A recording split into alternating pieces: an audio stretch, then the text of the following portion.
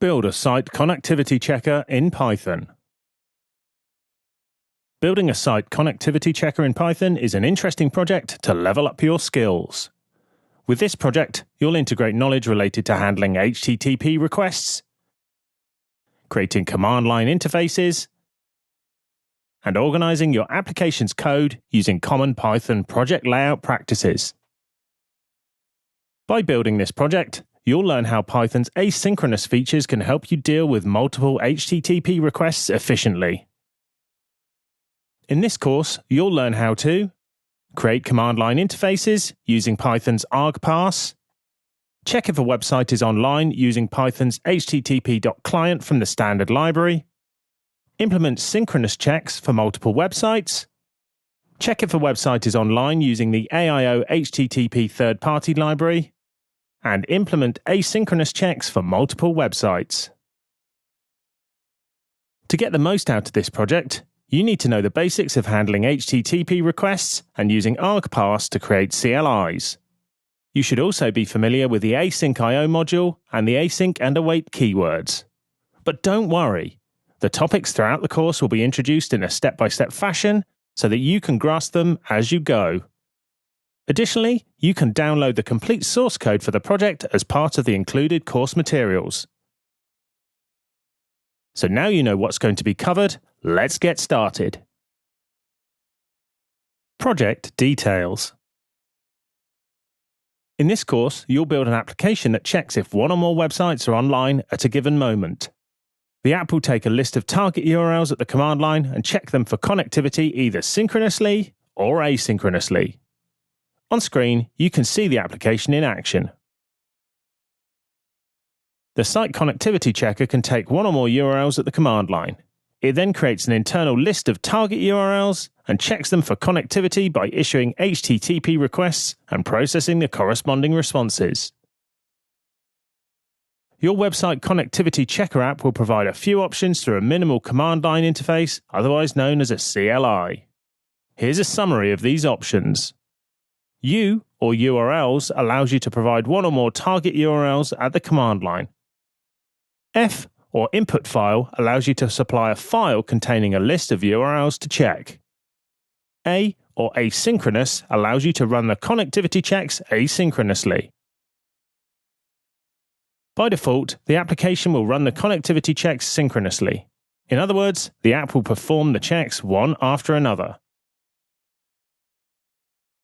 With the A or asynchronous option, you can modify this behavior and make the app run the connectivity checks concurrently.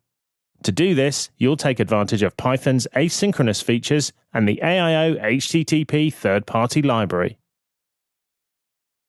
This mode can make your website connectivity checker faster and more efficient, especially when you have a long list of URLs to check. Internally, your application will use the standard library http.client module to create a connection to the target website. Once you have a connection, then you can make an HTTP request to the website, which will hopefully react with an appropriate response. If the request is successful, then you'll know that the site is online. Otherwise, you'll know that the site is offline. To display the result of every connectivity check on your screen, you'll provide your app with a nicely formatted output that will make the app appealing to users. The project that you'll build in this course will require familiarity with general Python programming. Additionally, basic knowledge of the following topics will be helpful in your understanding of what's happening in the code that you'll see. Handling exceptions in Python, working with files, the with statement and the pathlib module, handling HTTP requests with standard library or third-party tools, creating CLI applications with the argparse module, and using Python's asynchronous features. Knowing the basics of the AIO HTTP third-party library would also be a plus, but is not a requirement. However, if you don't have all this knowledge yet, then that's okay. You might learn more by going ahead and giving the project a go. You can always download the completed code as part of the project materials to use as a comparison if you do have a problem that you can't solve. With this short overview of your website connectivity checker project and the prerequisites, you're almost ready to start Pythoning and having fun while coding. But first, you need to create a suitable working environment and set up your project's layout, and that's what you'll be covering in the next part of the course. Set up the development environment. The first practical step is creating a virtual environment for the project. A virtual environment provides an isolated Python interpreter and a space to install your project's dependencies. For more on virtual environments, see this Real Python course. To start, go ahead and create the project's root directory called rpchecker_project. Then move to this directory and run the following commands on your system's command line or terminal. Here is creating and activating the virtual environment using Windows.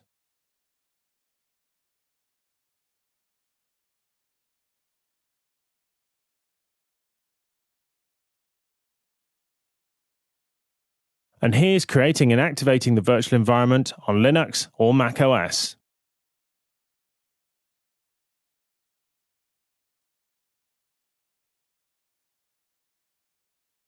In both of these, the first command creates a fully functional Python virtual environment called venv inside the project's root directory. The second command, which is the difference between Windows or Mac OS, activates the environment. Now run the following command to install the project's dependencies with pip, the standard Python package manager. With this command, you install AIO HTTP into your virtual environment. You'll use this third-party library along with Python's async features in the app. Note that in this course, Python 3.10 is being used alongside AIO HTTP 3.8.1. In this course, any code that's executed in a Python REPL will be shown using the bpython REPL, which provides a number of improvements over the standard Python one, including color coding. However, all of the code that you see running will work in the standard Python REPL, which you can access by typing Python at your command prompt. Python is surprisingly flexible when it comes to structuring applications, so you may find pretty different structures from project to project. However, small installable Python projects typically have a single package, which is often named after the project itself. Following this practice, you can organize your app using the directory structure that's seen on screen. You can use any name for this project and its main package. In this course, the project will be named rpchecker as a combination of real Python and checker, which points out the app's main functionality. The readme.md file will contain the project's description and instructions for installing and running the application. Adding a README file to your project is a best practice in programming, especially if you're planning to release the project as an open source solution. To learn more about writing good README files, check out how to write a great README for your GitHub project at the link seen on screen. The requirements.txt file will hold the list of your project's external dependencies. In this case, you only need the AIO HTTP library because the rest of the tools and modules that you'll use are available out of the box in Python standard library. You can use this file to automatically reproduce the appropriate Python virtual environment for your app using pip, the standard Python package manager. You can create requirements.txt by using the output from pip as seen on screen.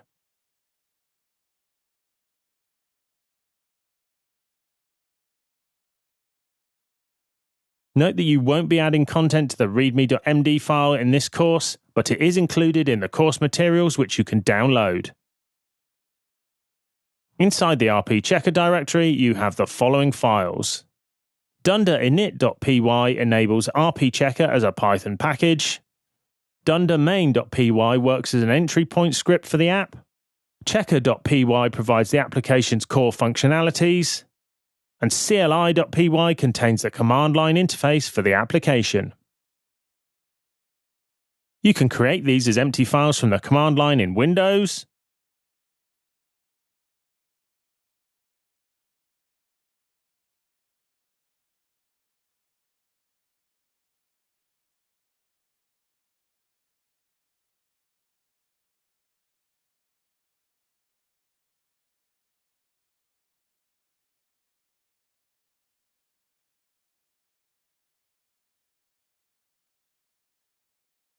or in macOS and Linux.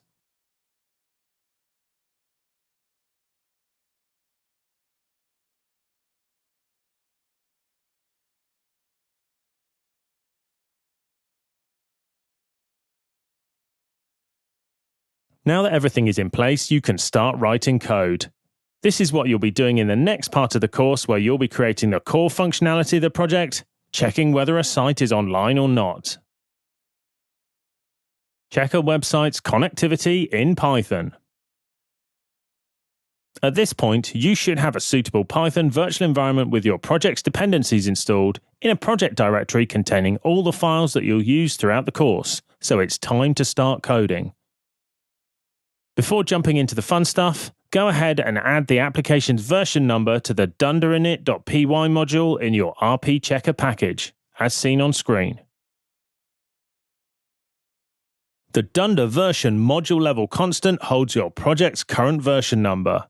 Because you're creating a brand new app, the initial version is set to 0.1.0. With this minimal setup, you can start implementing the connectivity checking functionality. There are several Python tools and libraries that you can use to check if a website is online at a given time. For example, a popular option is the Request third-party library, which allows you to perform HTTP requests using a human-readable API. However, using Request has the drawback of installing an external library just to use a minimal part of its functionality. It would be more efficient to find an appropriate tool in the Python standard library.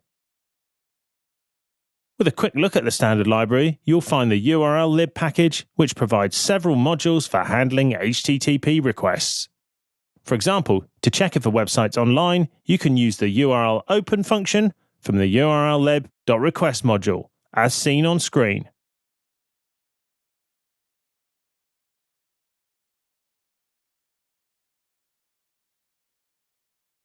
The URL open function takes a URL and opens it, returning its content as a string or request object. But you just need to check if the website is online, so downloading the entire page would be wasteful. You need something more efficient. What about a tool that gives you a lower level control over your HTTP request? That's where the http.client module comes in. This module provides the HTTP connection class, representing a connection to a given HTTP server. HTTP connection has a request method that allows you to perform HTTP requests using the different HTTP methods. For this project, you can use the head HTTP method to ask for a response containing only the headers of the target websites. This option will reduce the amount of data to download, making your connectivity checker app more efficient. At this point, you have a clearer idea of the tool to use. Now you can go and do some quick tests. Go ahead and run the following code in a Python interactive session. First, HTTP connection is imported, and then a connection instance is made targeting the pypi.org website, using port 80, which is the default HTTP port. The timeout argument provides the number of seconds to wait before timing out the connection. Next, you perform a head request on the site's root path / using the .request method. To get the actual response from the server, you call .getResponse on the connection object. You can inspect the response headers by calling .getHeaders. The website connectivity checker just needs to create a connection and make a head request. If the request is successful, then the target website is online. Otherwise, the site is offline. In the latter case, it would be appropriate to display an error message to the user. Next, open checker.py in your editor and add the code seen on screen. This line imports HTTP connection from http.client. This is the class you'll use to establish a connection with the target website, as seen previously. Next, URL parse is imported. This function will help you parse the target URLs. Here, you define site is online, which takes a URL and a timeout argument. The URL argument holds a string representing the website's URL, and timeout holds the number of seconds to wait before timing out connection attempts. This defines a generic exception instance as a placeholder. Here, you define a parser variable containing the result of parsing the target URL using URL parse. This line uses the OR operator to extract the hostname from the target URL. This starts a for loop over the HTTP and HTTPS ports. This way you can check if the website is available on either port. This creates an HTTP connection instance using host, port and timeout as arguments. Here you define a try, accept, finally statement. The try block attempts to make a head request to the target website by calling the request method. If the request succeeds, then the function returns true. If an exception occurs, then the accept block keeps a reference to that exception in error. The finally block closes the connection to free the required resources. This happens regardless of whether an exception occurs, ensuring that the connection is closed. This last line raises the exception stored in error if the loop finishes without a successful request. The site is online function returns true if the target website is available online. Otherwise, it raises an exception pointing out the problem it encountered. This latter behavior is convenient because you need to show an informative error message when the site isn't online. To try out site is online, run the following code in a Python interactive session started in the project directory. First, site is online is imported from the rpchecker checker module. Then you call the function with python.org as an argument. Because the function returns true, you know that the target site is online. Here you call site is online with a non-existing website as a target URL. In this case, the function raises an exception that you can catch later and process to display an error message to the user. You've implemented the application's main functionality of checking a website's connectivity. Now you can continue with the project by setting up its command line interface, and that's what will be in the next part of the course. Creating the command line interface. So far, you have a working function that allows you to check if a given website is online. At the end of this step, you'll have a minimal command line interface, CLI, that will allow you to run your website connectivity checker app from the command line. The CLI will include options for taking a list of URLs at the command line and loading a list of URLs from a text file. The application will also display the connectivity check results with a user-friendly message. To create the application CLI, you'll use argparse from the Python standard library. This module allows you to build user-friendly CLIs without installing any external dependencies. To get started, you'll write the required boilerplate code for working with argparse. You'll also code the option to read URLs from the command line. To build the application CLI with argparse, you need to create an argument parser instance so that you can parse arguments provided at the command line. Once you have an argument parser, then you can start adding arguments and options to your app's CLI. Open the cli.py file in your editor and add the code seen on screen. First, you import the argparse module. Next, you create read user CLI args to keep the functionality related to the argument parser in a single place. To build the parser object, you use two arguments. Prog defines the program's name, and description provides a suitable description for the application. This description will be displayed when you call the app with the help option. After creating the argument parser, you add a first command line argument using the add_argument method. This argument will allow the user to enter one or more URLs at the command line. It will use the U and URLs switches. The rest of the arguments to add argument work as follows. Metavar sets a name for the argument in usage or help messages. Nargs tells argparse to accept a list of command line arguments after the U or URL switch. Type sets the data type of the command line arguments, which is string in this argument. Default sets the command line argument to an empty list by default. Help provides a help message for the user. Finally, the function returns the result of calling the pass_args method on the parser object. This method returns a namespace object containing the passed arguments. Another valuable option to implement in your site connectivity checker is the ability to load a list of URLs from a text file on your local machine. To do this, you can add a second command line argument which will be activated with the F or input file flags. This is achieved by adding another argument to the function you've already created. Here, the add argument method is used with almost the same arguments as seen previously. In this case, you're not using the nargs argument because you want the application to accept only one input file at the command line.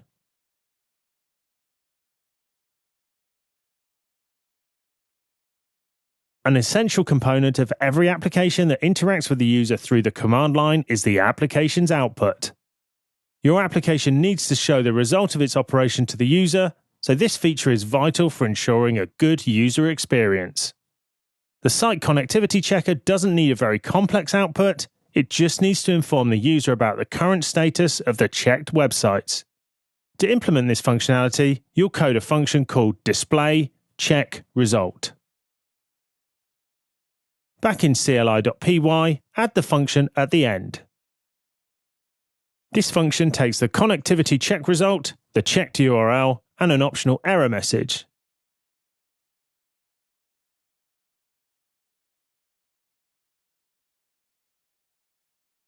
The conditional statement tests to see if result is true, in which case an online message is printed to the screen. If the result is false, then the else clause prints offline along with an error report about the actual problem that's just occurred. Note that the messages just seen on screen involve Unicode thumbs up and thumbs down characters. How you enter these characters depends on the operating system that you're using, but their Unicode numbers are seen on screen and they're available in the course materials. The website connectivity checker has a command line interface to allow the user to interact with the application. Now it's time to put everything together in the application's entry point script, and that's what you'll be doing in the next section of the course. Putting everything together. So far, your site connectivity checker project has a function that checks if a website is online, and it also has a CLI that you quickly built using the argparse module. In this step, you'll write the glue code, the code that will bring all of these components together and make your application work as a full-fledged command line application. First, you'll start by setting up the application's main script or entry point script. This script will contain the main function and some high-level code that will help you connect the CLI in the front end with the connectivity checking functionality in the back end. The next step in building the app is to define the entry point script with a suitable main function. To do this, you'll use the dundermain.py file that lives in the rpchecker package. Including a dunder main file in a Python package enables you to run the package as an executable program using the command seen on screen. To start populating dundermain.py with code, open it in your file editor and add the code seen on screen. After importing read user CLI args from the CLI module, you define the app's main function. Inside main, you'll find a few lines of code that don't work yet. Here's what the code should do after you provide the missing functionality. This line calls read user CLI args to pass the command line arguments. The resulting namespace object is then stored in the user args local variable. This puts together a list of target URLs by calling a helper function that you'll be coding in a moment. Here you define an if statement to check if the list of URLs is empty. If that is the case, then the if block prints an error message to the user and exits the application. This line invokes a function which takes a list of target URLs as an argument and runs the connectivity check over each URL. As the name points out, this function will run the connectivity checks synchronously or one after another. Again, you'll be coding this function in a moment.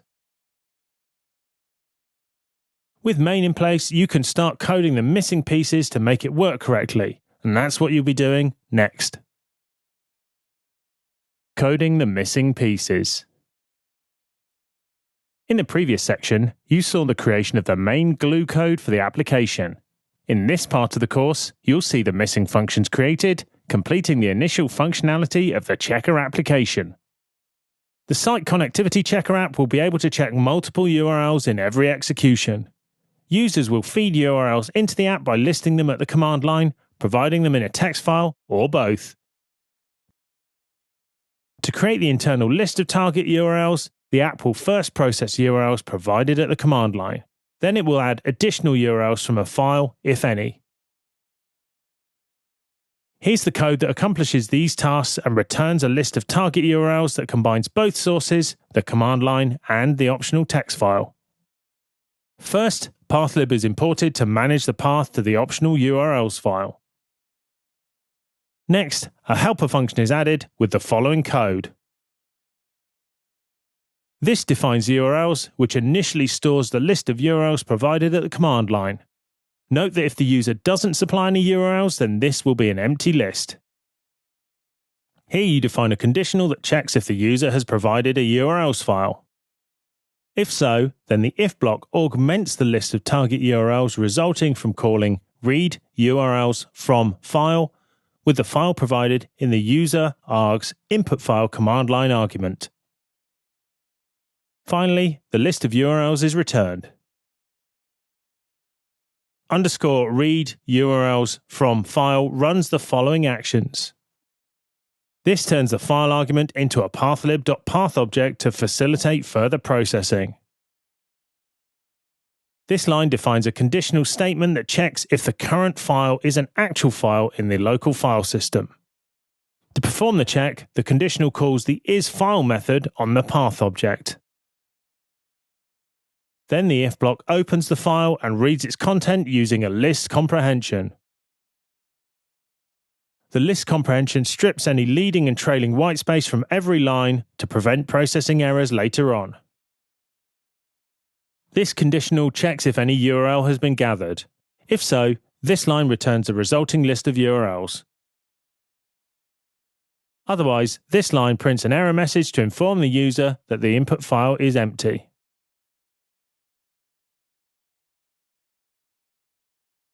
The else clause prints an error message to point out that the input file doesn't exist.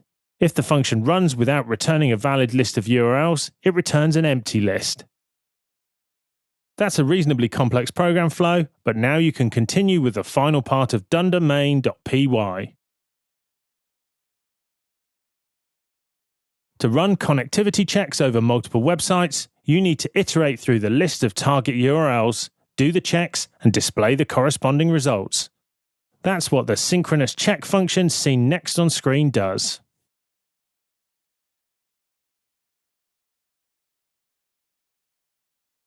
Firstly, you update your imports by adding site is online and display check result.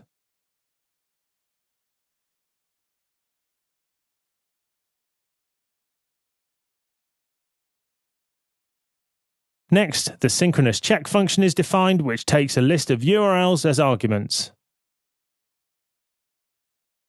This line starts a for loop that iterates over the target URLs. Here you define an initialize error, which will hold the message that will be displayed if the app doesn't get a response from the target website. Here you define a try except statement that catches any exception that may occur during the connectivity checks. These checks call site is online with the target URL as an argument. These lines update the result and error variables if a connection problem happens.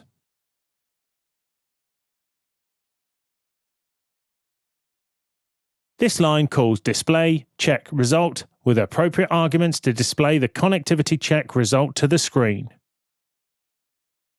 To wrap up this file, you add the typical if dunderName is equal to dunderMain boilerplate code. This calls main when the module is run as a script or executable program and stops the code being run if it's ever imported into another script. You've written a lot of code without seeing it in action. You've coded the site connectivity checkers CLI and the entry point script. Now it's time to give the application a try. Before doing that, make sure you've downloaded the included sample urls.txt file from the course materials and placed it in the working directory. Now go back to the command line and execute the commands seen on screen. Firstly, you run rpchecker with the H flag, which gives a message explaining how to use the app. Next, you can see the contents of the sample URLs text file. Finally, rpchecker is run with the F flag and the sample URLs file, which runs a check on several important websites. If an error occurs during the check, then you get a message on screen with the information about what's causing the error. Go ahead and try some other URLs and features. For example, try to combine URLs at the command line with URLs from a text file using the U and F switches. Additionally, check what happens when you provide a URLs file that's empty or non-existent. The connectivity checker works well, but it has a hidden issue. The execution time can be considerable if you run it with a long list of target URLs. This is because all of the checks run synchronously, waiting for Site 1 to respond before starting the check on Site 2, and so on. With a long list of URLs and slow site responses, this can add up quickly. The solution to this problem is to run checks asynchronously, running multiple checks at the same time. This is possible because the majority of the program's execution time is waiting for responses from the sites being checked. In the next section of the course, you'll see how to implement asynchronous checks.